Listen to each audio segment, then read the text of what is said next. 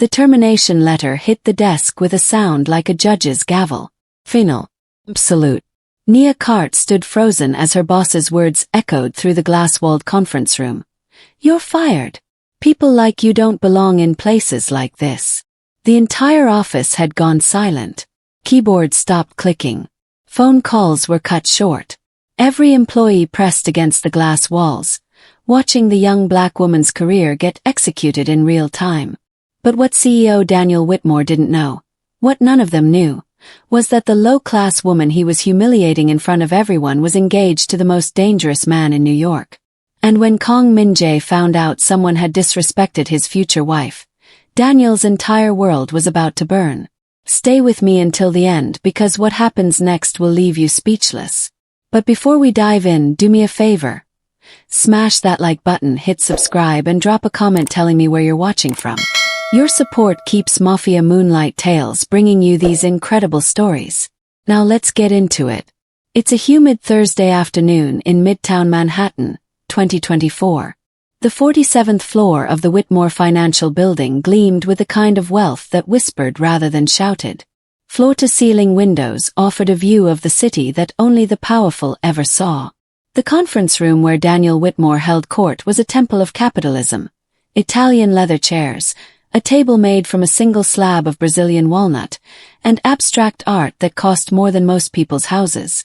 This wasn't just any corporation. This was Daniel Whitmore's kingdom, built on old money, older connections, and the unshakable belief that some people were simply born better than others. Daniel Whitmore himself sat at the head of that table, a man whose expensive suit couldn't quite hide the softness of someone who'd never actually fought for anything in his life. At 38, he'd inherited his CEO position the same way he'd inherited everything else, from a father who believed bloodline was destiny. His entire existence was a masterclass in entitlement.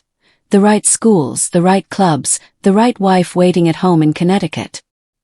He ran his company the way old money always had, with a smile for the board and a blade for anyone who didn't fit his vision of excellence. And today, Nia Carte had become his latest example. 26-year-old Nia stood on the opposite side of that walnut table. Her employee badge still clipped to her simple black blazer. She'd worn her best outfit today, the one she saved for important meetings, but even her best couldn't compete with the designer labels surrounding her. Her natural hair was pulled back in a professional bun. Her posture was perfect despite the trembling in her hands. She'd worked at Whitmore Financial for 18 months, consistently outperforming her peers, staying late, coming in early, doing everything she was supposed to do to prove she belonged. But she'd made one critical error. She'd forgotten that in Daniel Whitmore's world, talent meant nothing if you didn't have the right last name. "Let me be clear," Daniel said, his voice carrying that particular tone of cruelty that only the privately educated seem to master. "Your performance isn't the issue. Your background. Our clients expect a certain caliber of representation, and frankly, you're a liability." Around the table, the other executives shifted uncomfortably. Some stared at their phones. Others suddenly found the view outside fascinating. No one spoke up. They never did. But what none of them could see, what Daniel Whitmore in all his arrogance couldn't possibly imagine, was the woman in the white Chanel suit standing in the lobby 47 floors below. She had stepped out of a black Mercedes S-Class just moments ago, her phone pressed to her ear, her dark eyes fixed on the building's entrance with the kind of focus that comes before a storm. Her name was Soyun Park, and she was Kang Min-Jae's most trusted associate. The person who'd been quietly assigned to watch over Nia from a distance. The person who just witnessed, via a discreetly placed contact on the 47th floor, exactly what was happening in that conference room. Soyun typed a single message on her phone. "They touched her." The response came back in 3 words. "I'm coming." 30 blocks away, in a penthouse that overlooked Central Park, Kang Min-Jae set down his glass of whiskey and reached for his suit jacket. At 34, Min-Jae was a study in contradictions. To the legitimate world, he was an international business mogul, the CEO of a vast import-export empire that stretched from Seoul to New York. His companies were profitable. His reputation was impeccable. His handshake was worth millions. But in the shadows, in the places where real power lived, Kang Min-Jae was something else entirely. He was the head of one of the most powerful Korean organized crime families in the Western Hemisphere. His network controlled everything from high-stakes gambling to international logistics. His word could end careers, destroy companies, or make people disappear. He'd built an empire that operated in the gray spaces between legal and illegal, always just beyond the reach of the law. People who knew what he really was called him the Silent King, because Min-Jae never raised his voice, never showed emotion, never made threats he didn't intend to keep. His calm was more terrifying than other men's rage. But there was one person who saw past the empire, past the reputation, past the carefully constructed walls. One person who'd met him not as a crime boss or a CEO, but as a man who'd helped her when her car broke down in the rain 2 years ago, not knowing who she was, expecting nothing in return. That person was Nia Carte. She'd fallen in love with him slowly, carefully, seeing the man beneath the monster. And he'd fallen for her completely. This brilliant, stubborn woman from the South Side who refused to let him fix her problems, who wanted to succeed on her own terms, who'd made him promise never to interfere with her career. Min-Jae had kept that promise for 18 months, watching from a distance as Nia built her career, fought her own battles, proved her own worth. But Daniel Whitmore had just crossed a line that changed everything. As Min-Jae's driver pulled the black Genesis GV80 to the curb, as his security team assembled with military precision, as 3 additional vehicles fell into formation behind him, one thing became crystal clear. The Silent King was about to remind New York exactly why some people should never be touched. And Daniel Whitmore's comfortable world of old money and older prejudices was about to meet the very modern consequences of disrespecting the wrong woman. The revolution wouldn't be televised. It would be delivered in a custom-tailored Tom Ford suit, with surgical precision and absolutely no mercy. Daniel Whitmore's entire life had been a masterclass in inevitability. Born in Greenwich, Connecticut, to a family whose wealth predated the American Revolution, Daniel had never experienced the word no in any meaningful capacity. His father, Richard Whitmore III, had built Whitmore Financial into a powerhouse during the Reagan era, turning inherited millions into billions through a combination of strategic ruthlessness and being born at exactly the right time to exactly the right people. Daniel had attended Andover, then Yale, not because of his grades, but because 3 generations of Whitmores before him had walked those same halls. His acceptance letters had been written before he'd even submitted applications. His internships at Goldman Sachs and Morgan Stanley had been arranged over golf games and country club dinners. His first vice presidency had come at 25, not because he'd earned it, but because the board needed to keep Richard happy. When Richard died of a heart attack at 62, probably brought on by too much scotch and too many cigars, Daniel inherited the CEO position the same way he'd inherited everything else. Automatically, inevitably, without question. And in the 8 years since, he'd run Whitmore Financial exactly the way his father had taught him, with an iron fist wrapped in a handshake, with a smile for people who mattered and contempt for those who didn't. Daniel had learned early that money wasn't just currency. It was morality itself. The rich were rich because they deserved to be. The poor were poor because of some fundamental failing in their character. This wasn't cruelty. It was simply the natural order of things, as immutable as gravity. His father used to say it during their Sunday dinners at the club. The market rewards merit, Daniel. If someone's struggling, it's because they lack what it takes. Don't confuse kindness with weakness. Daniel had taken that lesson to heart. He'd restructured Whitmore Financial to reflect his values.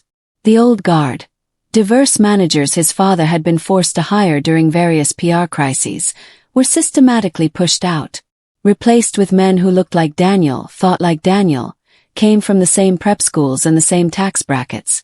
Men who understood that business wasn't about equality or fairness. It was about winning. The company's recruitment strategy became an open secret. They only recruited from certain schools, only promoted certain types of people, only gave second chances to those who already spoke the language of old money. When HR raised concerns about discrimination lawsuits, Daniel would smile that patrician smile and remind them that Whitmore Financial's legal team was very, very expensive for a reason. When employees complained about the culture, Daniel saw it as proof they didn't belong.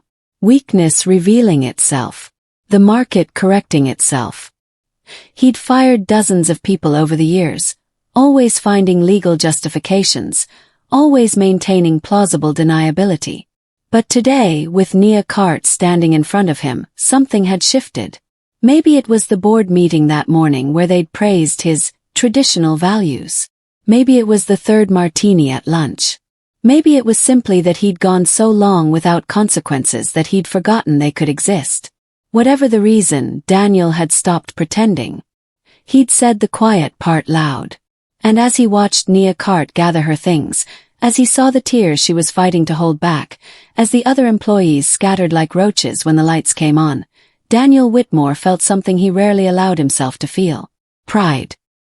He just reminded everyone in this building exactly who held the power. Exactly whose world this was. What Daniel didn't know, what his wealth and his privilege and his Ivy League education had never prepared him for, was that some worlds have borders. And he'd just crossed into territory where his last name meant absolutely nothing. So-Yeon Park had been doing this job for 7 years, and she'd learned that the best observers were the ones nobody noticed. She stood in the building's marble lobby, partially obscured by an enormous fiddle-leaf fig tree that some interior designer had probably charged $20,000 to install. Her white Chanel suit was immaculate, her posture perfect. Her expression the kind of politely bored that wealthy people wore like armor in places like this.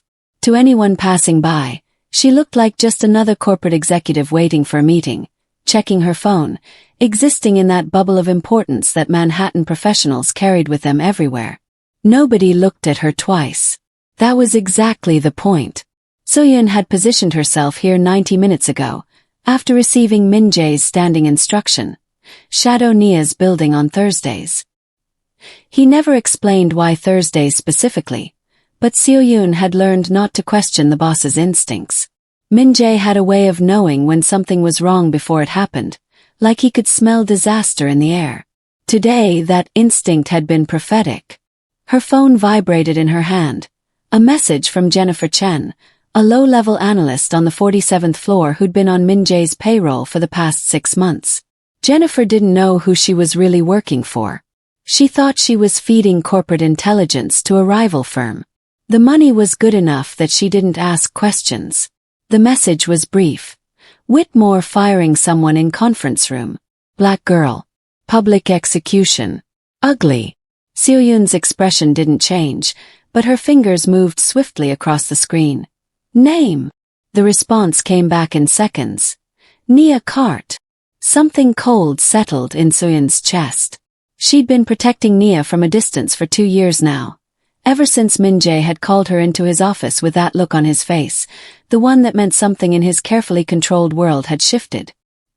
He'd shown her a photograph of a young woman with kind eyes and a brilliant smile, and he'd said 5 words that So-Yeon would never forget. Keep her safe. Stay invisible. So-Yeon had kept people safe before. She'd extracted them from dangerous situations, relocated them across continents, made problems disappear. But this was different. Min-Jae wasn't just protecting an asset or a witness. This was personal in a way that So-Yeon had never seen from him before. And now someone had touched her. Another message came through from Jennifer. He called her low class. Said she doesn't belong. Security's coming to escort her out. So-Yeon's jaw tightened imperceptibly. She opened a new message thread, the one that connected directly to Min-Jae's private line.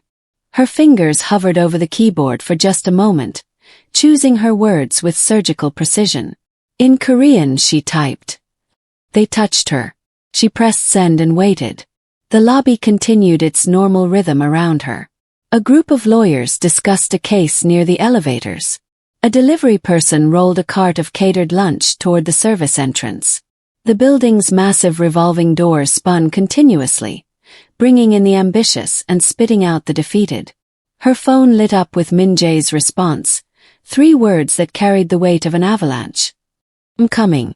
Soon allowed herself the smallest smile, the kind that never reached her eyes. She'd seen Min-Jae dismantle empires over lesser offenses. She'd watched him destroy men who'd thought themselves untouchable, reducing their legacies to ash with nothing but patience and precision. But she'd never seen him do it for love. This was going to be something different entirely. She slipped her phone into her Hermes bag and adjusted her position slightly, settling in to wait. 47 floors above her, Daniel Whitmore was still basking in his moment of power, still believing his money made him invincible. He had maybe 20 minutes left in that delusion. Soyeon checked her watch and calculated the drive time from Min-Jae's penthouse. 18 minutes if traffic cooperated. The reckoning was already in motion. Nia Carte had never planned on falling in love with a dangerous man. She'd planned on a lot of things. A finance degree from the University of Illinois. A one-bedroom apartment that was entirely hers.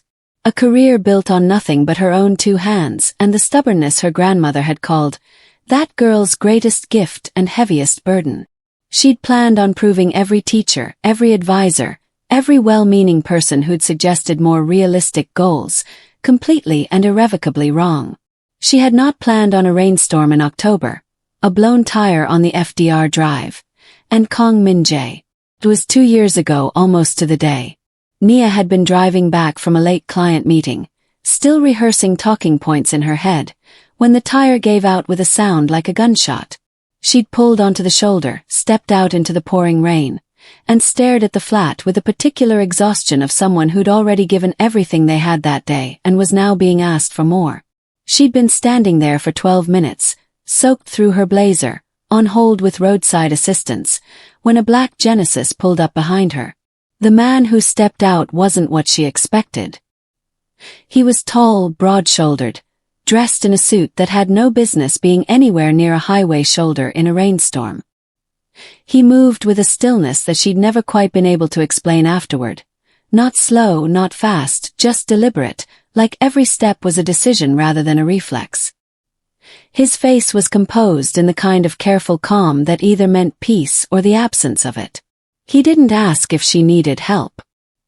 He simply looked at the tire, then at her and said, "I have a spare." "I'm fine," she'd said immediately, because she was a South Side girl who'd learned early that help from strangers always had a price tag attached somewhere. Something flickered in his expression. Not offense. Something closer to recognition. "The rain disagrees," he said simply. She'd laughed despite herself. And somehow, that laugh had cracked something open. His name, he told her while changing the tire in the rain without complaint, was Min-Jae. Just Min-Jae.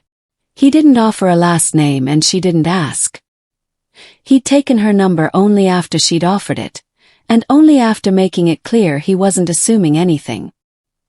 He called 3 days later, asked if she wanted coffee, and when she said yes, he picked a small, completely ordinary cafe in Koreatown rather than the kind of place men used to impress women they're trying to own. She'd found out gradually what he was. Not in a dramatic revelation, but in layers, the way truth usually arrives. The security detail she'd assumed were assistants. The way restaurants cleared tables before he arrived. The phone calls he stepped outside to take, always in Korean, always brief, always leaving the air slightly changed when he returned. When she finally asked him directly, he'd looked at her across the table with those dark, steady eyes and told her the truth without flinching. She should have left. Every logical part of her knew that. But she'd already seen how he treated the cafe's elderly waitress like she was someone's beloved grandmother. She'd already seen him spend an hour on the phone helping his younger sister through a university application. She'd already seen the man underneath the myth. She'd fallen in love with that man, deliberately and completely, eyes wide open. Nia had made him promise never to interfere with her career. She needed to build something that was entirely hers, untouched by his influence, his money, his terrifying reach. He'd promised without hesitation. She never imagined the day would come when she'd need him to break it. The first person to notice was the security guard at the front desk. Marcus had worked the lobby of Whitmore Financial for 11 years. He'd seen everything this building had to offer, Hostile takeovers announced via press release. Executives walked out in handcuffs, crying interns, screaming board members. He prided himself on being unshakable, on maintaining the kind of professional neutrality that kept his job secure regardless of who was being humiliated on any given day. But when the three black Genesis GV80s turned off Fifth Avenue in perfect formation, something in Marcus's chest tightened in a way he couldn't immediately explain. It wasn't the cars themselves. Manhattan was drowning in black luxury vehicles. It wasn't even the precision of their movement, though they moved with the kind of coordinated discipline that suggested military training rather than civilian driving. It was something subtler. Something in the atmosphere itself, the way the air pressure seemed to shift, the way the lobby's ambient noise dropped half a register, as though the building sensed something approaching and instinctively quieted. Marcus straightened in his chair without realizing he'd done it. Outside, the three vehicles eased to a stop along the building's entrance with mechanical synchronicity. No rushing, no urgency, just a calm, absolute arrival that somehow communicated more authority than sirens ever could. They sat at the curb for exactly 4 seconds before the doors opened, and those 4 seconds felt inexplicably longer than they should have. 6 men emerged from the flanking vehicles first. They were dressed identically in dark suits, each moving with the economical precision of people who had been trained to anticipate problems before they materialized. They didn't scan the environment obviously or dramatically. Their eyes moved in small, systematic patterns, cataloging, assessing, dismissing threats before the principal had even stepped onto the pavement. In the lobby, Soyeon straightened slightly from her position near the fiddle leaf fig, the barest adjustment that meant everything was proceeding as expected. Then the middle vehicle's door opened. Min-Jae stepped out with the same deliberate calm he carried everywhere, the same stillness that turned heads without demanding them. His 3-piece Tom Ford suit was a shade of charcoal so dark it absorbed the afternoon light rather than reflecting it. His expression was neutral in a way that experienced people recognized as far more dangerous than anger. Anger was loud and predictable. This was something colder. Something that had already decided outcomes and was simply moving to execute them. He didn't look up at the building immediately. Instead, he paused at the curb and adjusted a single cufflink, the gesture unhurried, almost meditative. To a stranger it would look like vanity. To anyone who knew Min-Jae, it was the moment he was transitioning. Setting aside the part of himself that loved Nia gently and carefully. Activating the part of himself that had built an empire by ensuring that consequences were always delivered. He looked up. 47 floors above him, behind glass that caught the afternoon sun, was the office where someone had decided that the woman he intended to marry was disposable. Min-Jae held the building's gaze for a long, quiet moment. Then he walked toward the entrance, his security team falling into formation around him like a tide reshaping itself around a fixed point. The revolving doors absorbed him smoothly, and suddenly the lobby that had hummed with ordinary Thursday afternoon energy felt fundamentally altered. Marcus at the front desk watched the group approach and reached instinctively for the phone to call upstairs. 47 floors above, Daniel Whitmore was pouring himself a congratulatory drink, completely unaware that the building he owned had just been entered by the one man on earth he should have feared. The Crown was about to discover it had a challenger. The call came from Marcus at exactly 3:47 p.m. Daniel was mid-pour, a generous measure of Macallan 18 catching the afternoon light like liquid amber, when his desk phone rang with a specific two-tone pattern that meant the front desk. He considered ignoring it. He was in the middle of enjoying the particular satisfaction that came after a difficult but necessary decision, the kind of clean feeling a surgeon probably got after a successful amputation. He picked up on the third ring. Mr. Whitmore. Marcus's voice carried something unfamiliar in it. A quality Daniel couldn't immediately categorize. There's a gentleman in the lobby requesting access to the 47th floor. He doesn't have an appointment. Daniel set down his glass. Then send him away, Marcus. That's literally your job. Was too long for a simple acknowledgement. Sir, I don't think. Marcus stopped himself. Started again. He says he's here regarding a former employee, a Ms. Carte. Something shifted in Daniel's chest. Small and instinctive, like a compass needle responding to an invisible magnetic field. He dismissed it immediately. Escort him out. Call building security if necessary. Mr. Whitmore. Another pause, heavier than the first.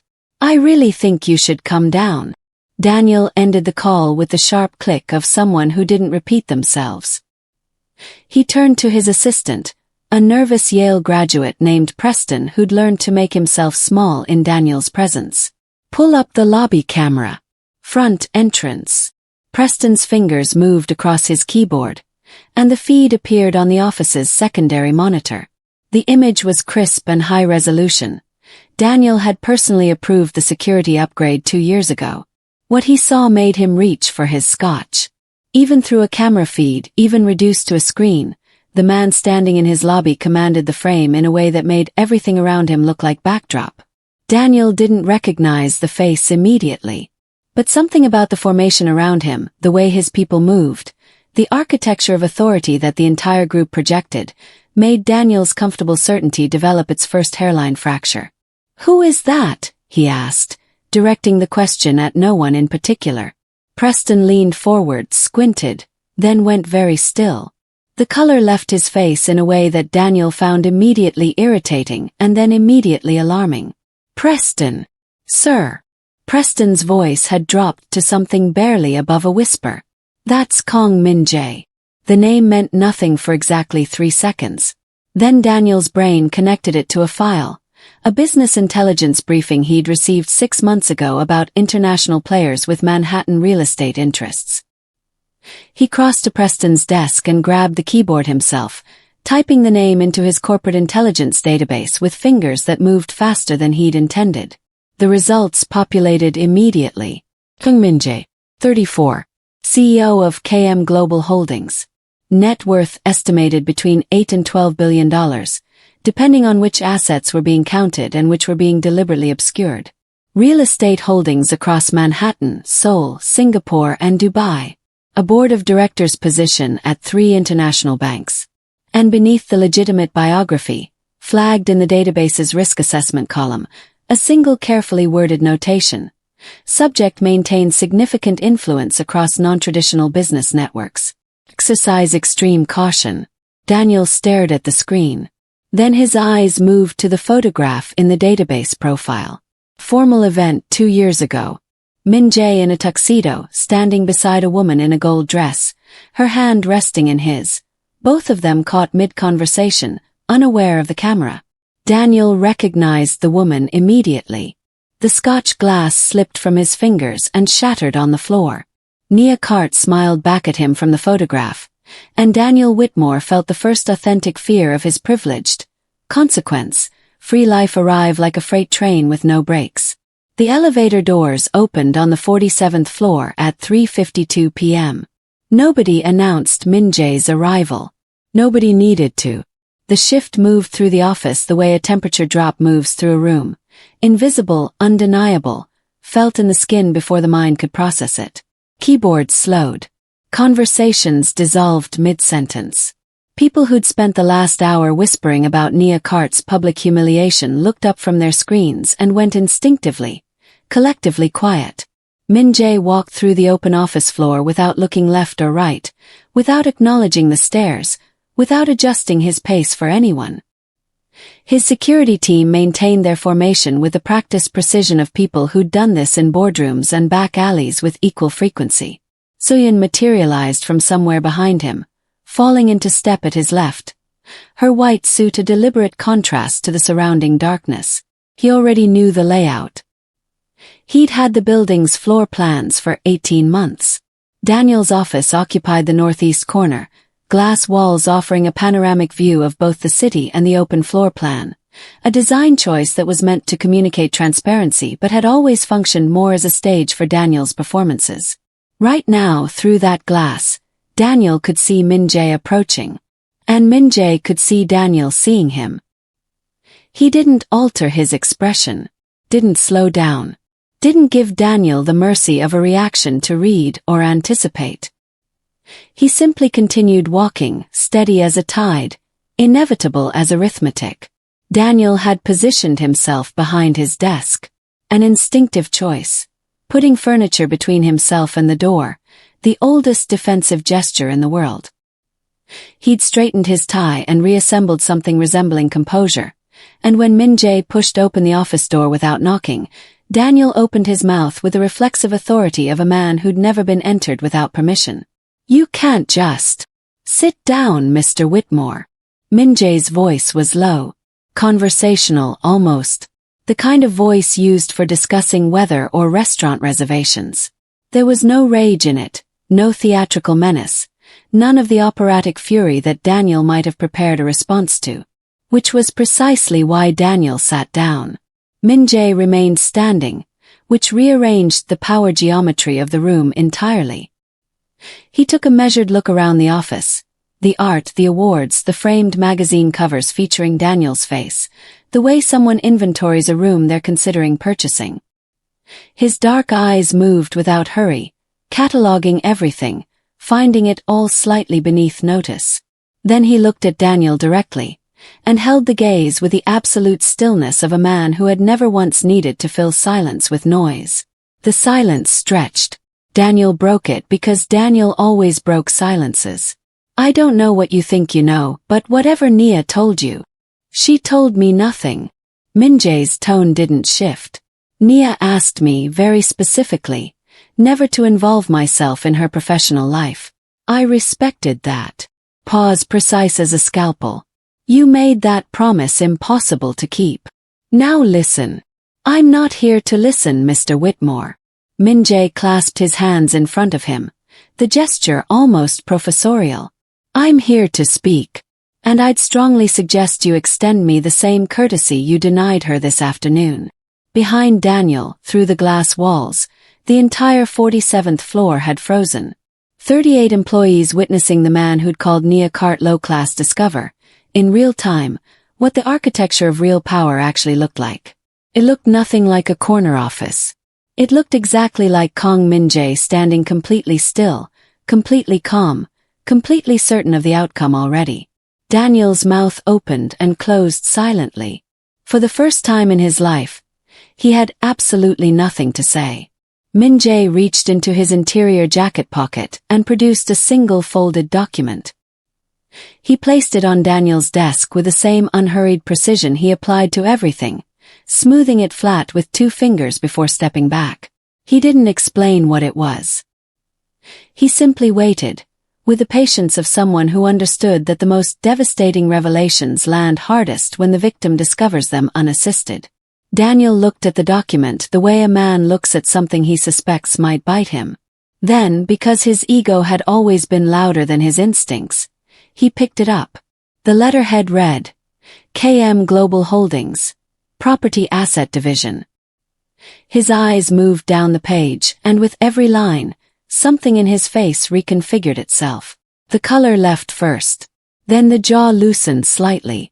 Then the careful mask of executive composure began its slow, irreversible collapse. "This is..." Daniel stopped. Followed. Started again.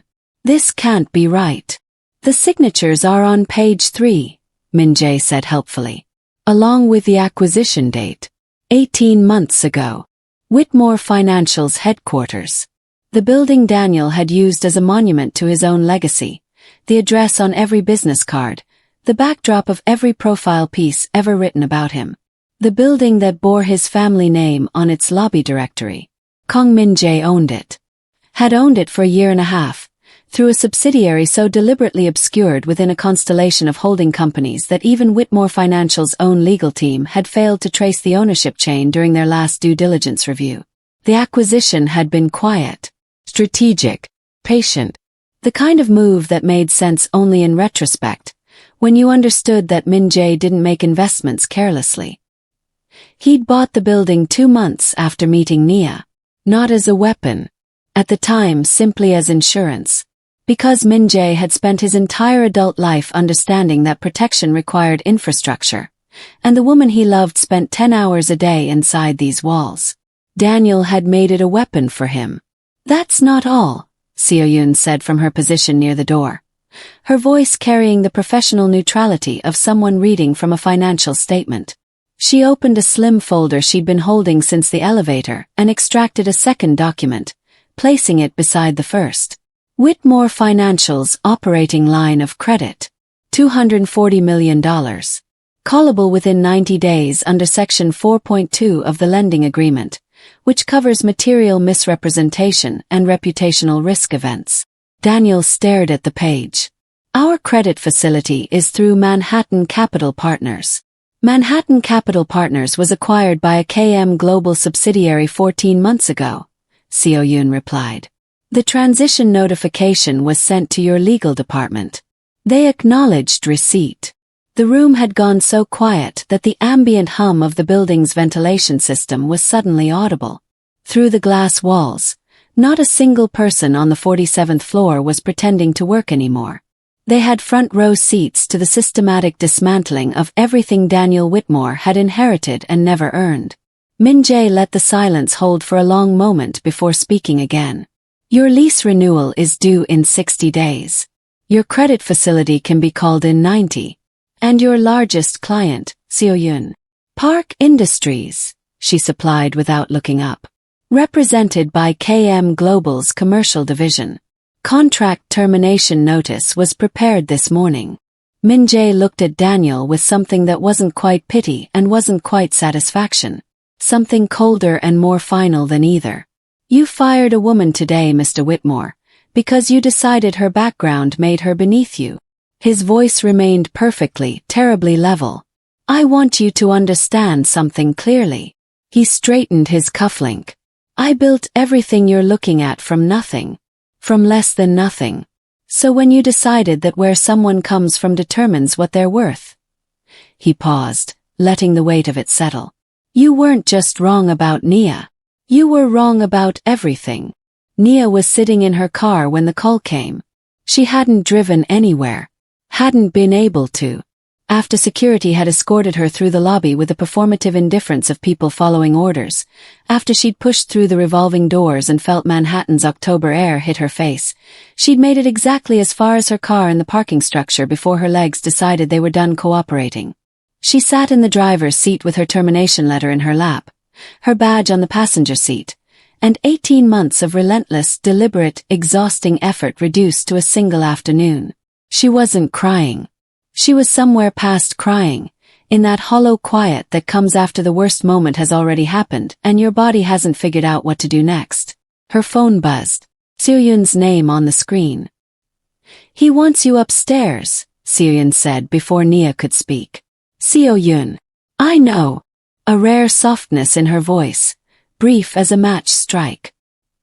He kept his promise as long as he could, Nia. Come upstairs. The elevator ride to 47 felt nothing like it had this morning. This morning she'd been rehearsing quarterly projections. Now she stood in the mirrored elevator watching a version of herself she barely recognized. Blazer slightly disheveled, eyes carrying the specific exhaustion of someone who'd been publicly diminished and hadn't yet decided what to do with it. The doors opened. The floor had transformed in her absence. The whispering, the performative busyness, the carefully averted eyes that had accompanied her humiliation. All of it gone. Replaced by something raw. 38 people watching her walk toward Daniel's office with expressions ranging from guilt to something that looked uncomfortably like awe. She pushed open the glass door. Daniel sat behind his desk looking like a man who'd survived a natural disaster and wasn't sure if the worst had passed. Min-Jae stood exactly where he'd been, unhurried, unchanged, as though he'd simply been waiting for the room to have its correct occupant. When he saw her, something in his carefully composed face shifted. Just slightly. Just enough. You didn't have to come, he said quietly. I know, she said. I'm here anyway. He nodded once, then turned back to Daniel with the efficiency of someone returning to unfinished work. Mr. Whitmore, as of this moment you have two immediate problems. Your building and your credit facility. He let that sit for precisely 2 seconds. Both are negotiable. Under one condition. Daniel looked up, desperate enough now to negotiate with anyone. Ms. Carte's position is reinstated, effective immediately, with a formal apology delivered to the entire staff. Min-Jae paused. Or alternatively, she assumes your position. Your board has been made aware of today's events and is currently convening an emergency session on the 32nd floor. I took the liberty of forwarding them the recording. The blood drained completely from Daniel's face. What recording? Soyun smiled for the first time all afternoon. Min-Jae turned to Nia then, and the shift in his energy was immediate and complete. The precision and the coldness fell away like a coat being removed, leaving something entirely different underneath, something that had her name on it. It's your choice, he said simply. Everything or nothing. Whatever you decide, I support it completely. Nia looked at Daniel Whitmore, diminished, cornered, terrified, sitting behind a desk that had always belonged to inherited arrogance rather than earned authority. Then she looked around the office. The glass walls. The city below. The 47 floors of a building that rewarded cruelty and called it excellence. She thought about everything she'd sacrificed to belong here. Then she thought about what belonging had actually cost her. The answer arrived quietly, the way true things usually do. Nia set her termination letter on Daniel's desk. Not with anger. Not with the dramatic flourish the moment might have deserved. She placed it down the same way Min-Jae had placed his documents earlier, with the quiet finality of someone who had already decided and was simply completing the gesture. She smoothed it flat once with her palm, the same way she'd smoothed countless reports and presentations and proposals over 18 months of trying to make herself legible to people who'd never intended to read her clearly. She stepped back and looked at Daniel one last time. He seemed smaller than he had this morning. Not physically. He was still the same man in the same expensive suit behind the same imposing desk. But something structural had collapsed in him, some interior architecture that had been load-bearing, and without it he looked exactly like what he'd always been beneath the inheritance and the entitlement. Just a man who'd confused luck with merit his entire life, and was only now meeting the difference. I don't want your position, Mr. Whitmore, Nia said. Her voice was steady in a way that surprised even her. I don't want your office or your title or anything inside this building. She paused, choosing her next words with the same precision she'd once reserved for client presentations. What I want is for every person on this floor who watched you humiliate me today to know that I left on my own terms. Not yours. She turned to the glass walls where 38 people were watching with the rapt attention of witnesses at a historic moment, which was exactly what this was. I'm good at my job, she said, to them rather than to Daniel. I was good at it before today, and I'll be good at it somewhere that deserves it. Then she picked up her badge from where she'd set it on the edge of the desk, held it for one long moment, and placed it down again. Deliberately. Finally, she walked toward the door. Min-Jae fell into step beside her without a word, without a gesture of triumph, without any of the theatrical satisfaction the moment might have invited. He simply moved to her side the way he always had. Not in front of her, not behind her, but beside her, which had always been the thing about him that made her feel most certain. They walked through the office together, and the floor parted for them in silence. In the elevator, the doors closed on 47 floors of reckoning, and for the first time since that morning, Nia exhaled completely. The tension left her body in a long, slow release. 18 months of performance and endurance and quiet suffering unwinding all at once. Min-Jae didn't fill the silence with words. He reached across and took her hand, threading his fingers through hers with the careful tenderness of someone who understood that she'd just done something that cost her enormously, and that the cost deserved to be honored rather than immediately replaced with comfort. They stood like that as the elevator descended, hand in hand, quiet. I had a plan, she said finally, somewhere around the 30th floor. I know, he said. It was a good plan. It was an excellent plan. She leaned her head against his shoulder, just slightly. I'm going to build something better. He pressed his lips briefly to the top of her head. I know that too. The lobby materialized around them as the elevator opened, marble and light and the ordinary momentum of a city that never paused for anyone's worst days or their best ones. They walked through the revolving doors together, into the October afternoon, leaving behind everything that had tried to reduce her. Nia Carte stepped into the street feeling something she hadn't felt in 18 months. Like herself. Completely, unapologetically, powerfully herself. And beside her, Kang Min-Jae, feared by governments, courted by billionaires, answerable to almost no one on earth, walked with his hand in hers and looked, for the first time in a very long time, like a man exactly where he was supposed to be. There is an old saying in Korean that Min-Jae's grandmother used to recite while shelling beans on her apartment steps in Busan.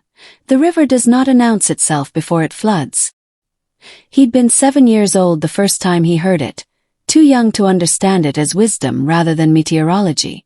It took him decades, and a life built in shadows and boardrooms and the complicated territory between them, to understand what she'd actually been teaching him. Power rarely looks like power. Not real power. Not the kind that endures. Daniel Whitmore had spent his entire life mistaking the costume for the thing itself. The corner office, the inherited title, the carefully cultivated air of superiority. These were the decorations of power, not its source. And like most people who confuse decoration with substance, Daniel had developed a catastrophic blind spot. He'd become so fluent in the language of appearances that he'd lost the ability to see anything else. He saw Nia Carte's address history and missed her mind. He saw her wardrobe and missed her capability. He saw her background and missed everything that background had actually built in her. The resilience, the precision, the refusal to be anything less than excellent in rooms that never intended to recognize her excellence. This is the prejudice trap. And it has destroyed more empires than any competitor ever could. The trap works like this. When we sort people by the wrong metrics, class, appearance, accent, address, we don't just misjudge individuals. We create systematic blind spots in our own intelligence. We stop gathering accurate information about the world because we've pre-decided which sources are worth reading. We become, in the most dangerous sense of the word, ignorant. Not unintelligent, ignorant. Willfully operating on incomplete data and calling it discernment. Daniel didn't lose his company because Min-Jae was powerful. He lost it because his prejudice had made him functionally blind. He'd fired an employee in front of witnesses without asking a single question about who she was beyond what she looked like. He'd made the oldest mistake available to anyone in a position of authority. He'd assumed that the quietest person in the room had nothing to say. The diamond is perhaps the most instructive metaphor available to us here. In its uncut form, a diamond is indistinguishable from ordinary rock to anyone without the training to look deeper. It sits in the earth, unremarkable, passed over, occasionally used as gravel. Its value is not diminished by being unrecognized. It does not become less than what it is because someone lacked the vision to see what it was. Nia Carte was always a diamond. Whitmore Financial was always gravel. The lesson that Daniel learned too late. The lesson that every leader, every hiring manager, every person in a position of judgment needs to understand, is that respect is not a reward you dispense to people who have proven themselves worthy by your own narrow criteria. Respect is a baseline.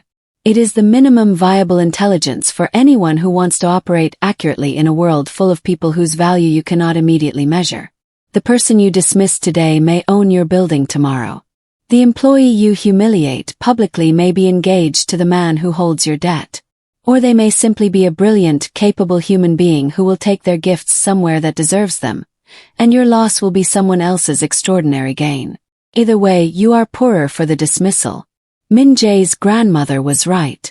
The river does not announce itself. And by the time you hear it, you are already standing in the flood.